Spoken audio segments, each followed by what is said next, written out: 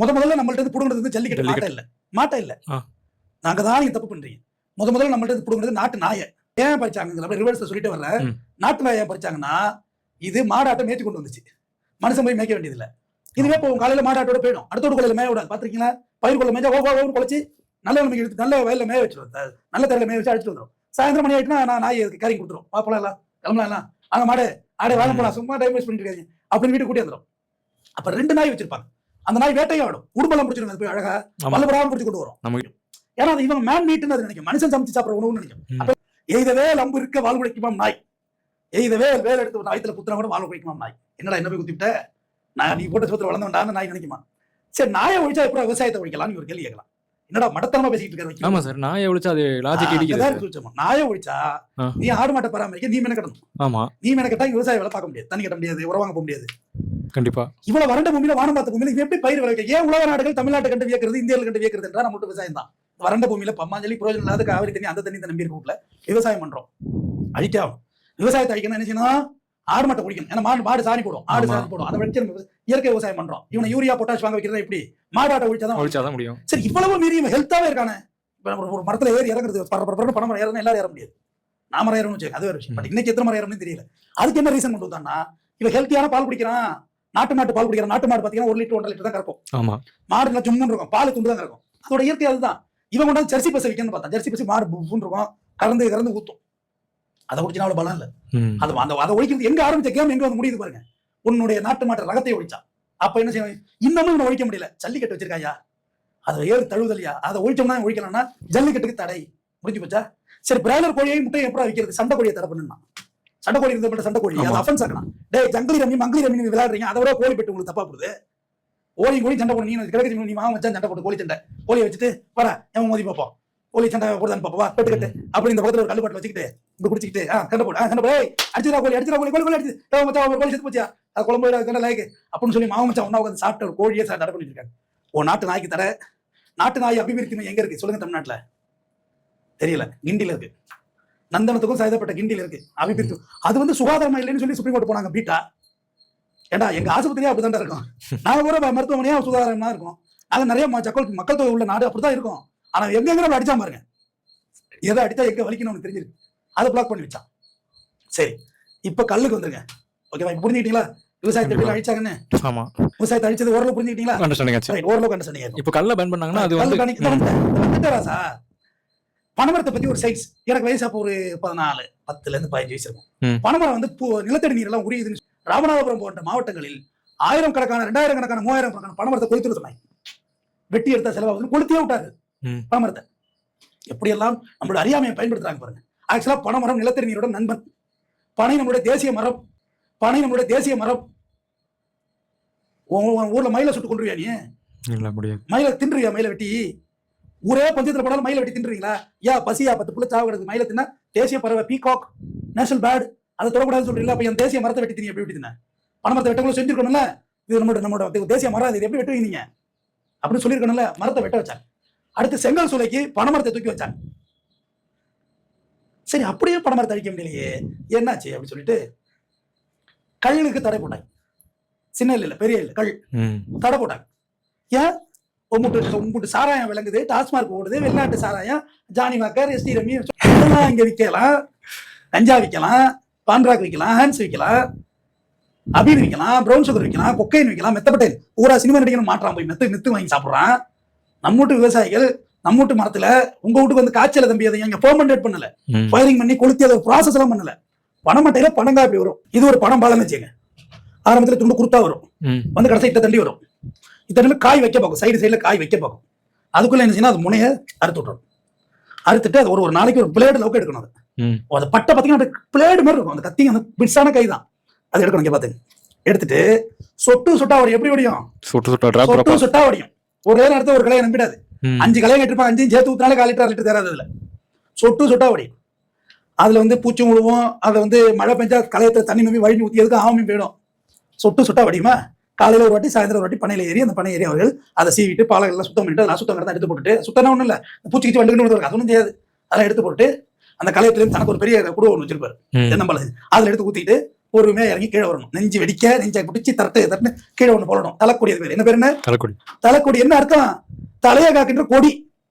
காலில் மாட்டுறது பேர் தலைக்கொடி. இது அறுத்துச்சுன்னா அவன் தலை தறி போவோம். அதுதான் தலைக்கொடின்னு வச்சாங்க. தலைக்கொடியை போட்டுக்கிட்டு இப்ப இடுப்புல ஒரு ஹேமர் லைன் போடுறாங்க. இதுல போட்டு தரக்கு நெஞ்சு வலிக்காம இருக்க. இப்ப நாளா நெஞ்சு வச்சுதான் ஏறுவேன். புண்ணா எடுத்துடம் தான் தரக்குன்னு தலைக்கொடியை போட்டு மேலே ஏறி குடல் தாவி எடுத்துட்டு வந்து கீழே வச்சு அவங்க வீட்டு மனைவிகளே வியாபாரம் பண்ணுவாங்க. எவ்வளவு பெரிய தொழில் பார்த்துங்க. நான் பணம் ஏறுறேன்னா என் மனைவி மக்களே தொழிலை பண்ணுவாங்க. அது இப்ப சீசன்ல பண்றது தானே. ஏப்ரல் மே ஜூன் வரையும் ஸ்கூல் ஆரம்பிச்சோன்னா முடிஞ்சு போயிடும். 3 மாசம் தான் தாங்கும். பனங்காயா தின்னா தப்பு, கல்லா குச்சா தப்பா சொல்றது? பனங்காயில வர்றதுதான்.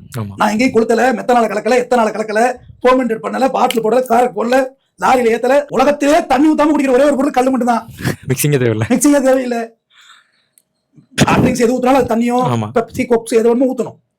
அப்ப எங்க போய் தடை பண்ற மாதிரி அவனுக்கு நோக்கம் கோலா கம்பெனி விற்கிறது இல்லை. என்னோட விவசாயத்தை அழிக்கணும்.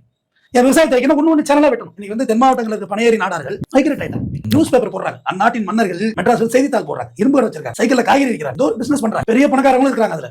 அப்ப அவங்களோட பூர்வீக தொழிலை செய்ய விட்டாதானே அவங்க அங்கே இருக்க முடியும். கண்டிப்பா. கல்லு குடிச்சு நீங்க எங்கேயுமே கற்பழிச்சதா வரலாறு இல்லை. எனக்கு கல்லு குடிச்சா எந்திரிச்சு நடக்கவே முடியாது. வயிறு தான் புஷ்னு பாவம் இருக்கு. நடக்கவே முடியாது. அதுக்கு இந்த மிளகா இதெல்லாம் சைடிஸ் வச்சுப்பாங்க. மிளகா நல்லா டேஸ்டா தான் கல்லு. இங்க இந்த இருக்கு. இந்தியா பூரா தடை கிடையாதுங்க. பாண்டிச்சேரியில கல் இருக்கு. இந்த ஆந்திராவில, தமிழ்நாடு தடை இல்ல, கடகாமச்சத்துல போனா தடை இல்ல, கர்நாடகாவில தடை இல்ல, கேரளாவில தடை இல்ல. நம்ம எல்லாம் என்ன தடை புரியவே இல்லையே. காரணம் இந்த டாஸ்மார்க் சாராயத்தை விற்கணும். சரி, கல் வித்தான் போய் என்கவுண்டர் வரையும் போறீங்க. 10 மணிக்கு மேல பாட்டில் வைக்கிறோம். ஏன் சொல்ல மாட்டீங்க? என்னைக்காவது கேட்டது உண்டா? அரசாங்க பாட்டில் தானே சார். காலையில 6 மணிக்கு 24 சரக்கு வர கிடக்கு தம்பி. கல் ஹாஸ்டாக் போட்டு போட ஆரம்பிட்டாங்க. என்ன கேட்டா எந்த அரசாங்கம் இப்ப வந்த அரசாங்கத்துல சீமானை தவிர யாரும் கல்லுக்கு ஓப்பனிங் சொல்லி அறிவிப்பு கொடுக்கவில்லை. ரொம்ப ஜெனியூனா தேர்தலுக்கு இன்னும் அறிக்கை கொடுக்கூடாதோ? இனிமே கொடுக்கூடாது சார். இனிமே கொடுக்க முடியாது. பேச கூட சொல்ல வேண்டியது. பிரச்சாரத்துல யூஸ் பண்ணிக்கலாம். பிரச்சாரத்துல யூஸ் பண்ணிட்டு போயிட்டே இருங்க. கல்லுக்கு நாங்க ஓப்பன் பண்ணி விட்டுறோன்னு பிராதி வைக்கிற மாதிரி கல்லு வியாபாரம் தானுங்க. ஆனா அது இதுக்கு பின்னாடி அவ்வளவு பெரிய மார்க்கெட் இருக்கும்போது அவ்வளவு சீக்கிரம் ரிலீஸ் பண்ண சொன்ன மார்க்கெட் புரிஞ்சுது. இப்ப புரிஞ்சுது. ஆனா கல்ல ஓபன் பண்ணிட்டா பணமரத்தை விட மாட்டேன். ஆமா, பணம் ரிவர்ஸ்ல வருமா? ஓகே, முதல்ல போயிட்டு ரிவர்ஸ் கல்ல ஓபன் பண்ணுவேன். பணமரத்தை விட மாட்டேன். கல்ல குடி பண்ணி சீக்கிரம் சாக மாட்டேன். நோய் அதிகமா சாராயத்தை குடிக்க மாட்டேன். தனியார் கம்பெனிகள் 5-10 கம்பெனி உட்காந்து சம்பாதிக்காது. யாரும் சம்பாதிக்க முடியாது. அவங்க மரத்துல ஏற்றி காய்ச்சி குடிச்சு போய்வாங்க. என்னோட 10 மரம் இருக்கு. எனக்கு மரம் ஏற தெரியாதுன்னு வச்சுக்கோ. நீ ஏறாள் இருக்கு. நான் தம்பி 10 மரத்தை இறக்கிட்டு வித்துட்டு உன் கூலி எடுத்துட்டு எனக்கு காசு கொடு. கூலி கொடுத்தாலும் கொஞ்சம் எடுத்துட்டு எனக்கு கொஞ்சம் கொடுத்தா முடிஞ்சு போச்சு. தற்சார்பு பொருளாதாரம். ஆமா தம்பி, உங்களுக்கு என்ன கூலி வேணும் எடுத்துக்கோங்க. பாய் காசு நாங்க வித்துக்கிறோம். அவங்க வீட்டுல குடிச்சு வித்துக்க போறாங்க. யாருக்கு கையேந்த வேண்டியது இல்ல. லேபர் கூட தேவை. கல் வேணுமா இருந்தா ஒரு லிட்டர் கல் 10 கத்திரிக்காய் கொடுங்க. பண்ட மட்டும் முறையே வந்துடும். பணம் நல்லா ஆயிட்டுனாக்க நீ நல்லா ஆயிடுவ. காலையில இப்ப நீ காலையில 12 மணிக்கு போய் ஒரு கோட்டை குடிச்சினா அன்றைய நாள் உனக்கு பாடம் ஆயிடுதா இல்லையா? ஆனா கல் அப்படி இல்ல. காலைல 5 to 10 குடிச்சிட்டு வயலுக்கு போயிடுவாங்க. பகல் பூரா வெட்டலாம். வெயில் உரைக்காது இல்ல. மத வெட்டி போட்டு சாயந்தரம் குளிச்சு விட்டு மாடு சாயந்தரம் 5 மணிக்கு மாடு சொம்ப குடிச்சு விட்டு போட்டுதுனே. அடுத்து விவசாயத்தை நல்லா பார்க்க ஆரம்பிச்சிருவேன். கல் குடிச்சா மாடாடி விற்க வேண்டியது இல்ல. மாடாட வச்சு இனப்பெருக்கம் பண்ணுவேன். அடுத்து கோழி வச்சுப்பேன். சரி, விவசாய வேலையெல்லாம் முடிஞ்சது. எல்லாம் பினிஷிங். கல் சீசன் முடிஞ்சது. சரி வா, சேவல் சண்டை விடுவோம். அடுத்து உனக்கு பொழுதுபோக்கு இல்லப்பா, என்டர்டைன்மெண்ட் வேணும்ப்பா. செல்போனுக்கே வேலை இருக்காது. நான் சொல்றதெல்லாம் கேட்டேன். அடுத்தது கோழி சண்டை விட்டு வேடிக்கை பார்க்கறது. போர் அடிச்சுட்டு ஆட்டு சண்டை விட்டு வேடிக்கை பார்க்கறது. ஆட்டு சண்டைக்கு தடை. ஆமா, ஆட்டு சண்டைக்கு தடை. பாரு, இது எல்லாம் என்ன வேலை? ஆட்டை வெட்டித்தீங்களா, கோழியை வெட்டித்தீங்களா, சண்டை போட கூடாதோ?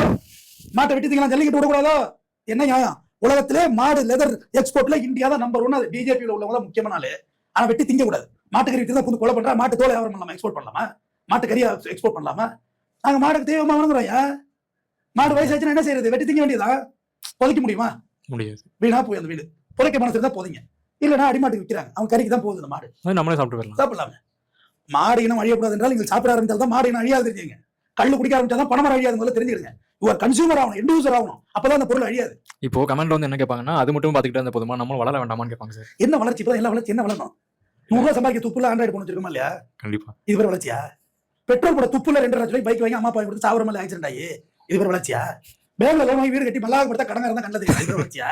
சொல்லுங்க. இல்ல இல்ல, எது வளர்ச்சிக்கிறீங்க? தலைமையில கண்ணாமண்ணா வளர்த்து வச்சிருக்கீங்க. இது பேர் வளர்ச்சியா? எது வளர்ச்சி? கொச்ச கொச்சையா பேசுறது வளர்ச்சியா? தமிழ்ல ஆங்கிலம் கலந்து பேசுறது வளர்ச்சியா? எது வளர்ச்சி? இல்ல, நீங்க கல்யாணம் பண்ணிக்கிறது வளர்ச்சியா? ஒண்ணுக்கு ஒப்பாட்டி வச்சுக்கிறது வளர்ச்சியா? ஒண்ணுக்கு பாய் ஃப்ரெண்ட் வச்சுக்கிறது வளர்ச்சியா? எது வளர்ச்சி? சமூக பொருளாதார வளர்ச்சி, சமூகத்தில் சோசியல் ஜஸ்டிபிகேஷன் வளர்ச்சி. எங்க வீட்லயும் சைக்கிள் சாப்பிட்டோம், உங்க வீட்லயும் இட்லி சாப்பிட்டோம். அவர் வீட்டுல சாப்பாடே இல்லாம இருக்கும். அதுக்கு என்ன பதில் சொல்றீங்க? 3 வேளை சாப்பிட்டோமா எல்லாரும்? இல்ல. சாதி சண்டை இல்லாம இருக்கீங்களா? மத சண்டை இல்லாம இருக்கீங்களா? பொருளாதார ஏற்றத்தாழ்வு இல்லாம இருக்கீங்களா? சொல்லுங்க. எல்லாமே இருக்கு. எல்லாமே இருக்கு. எதுக்கு கல்யாணம் ஆனா எல்லாரும் புது ட்ரெஸ் எடுத்து கொடுக்குறாங்க? சொந்தக்காரங்க சொல்லுங்க பார்ப்போம்.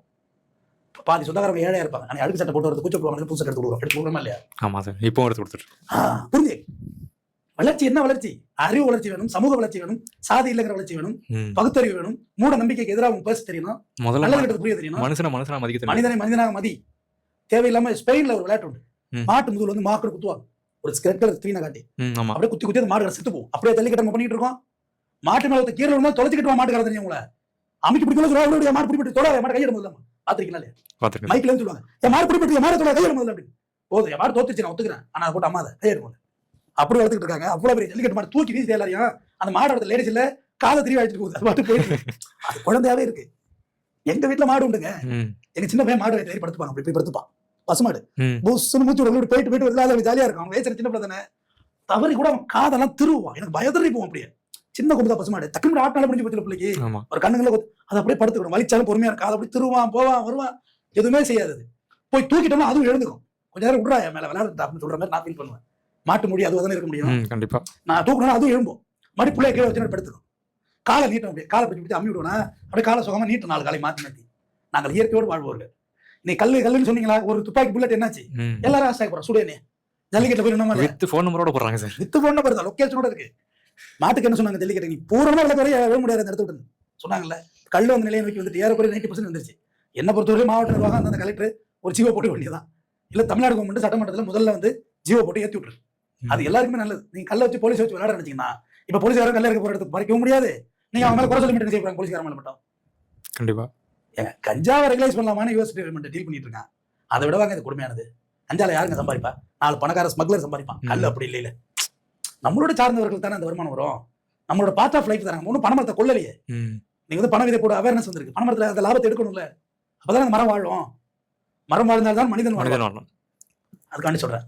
ஆனா கல் ஸ்டில் நம்ம நாட்டுல பேன்ல இருக்கு. அது பேன் அவுட் ஆகணுங்கிறது தான் என்னுடைய கருத்து. ஆனா கல் இருக்கிறது இன்னைக்கும் சட்டவிரோதம் தான். தொடர்ந்து பேசுவோம். நன்றி. நன்றி சார்.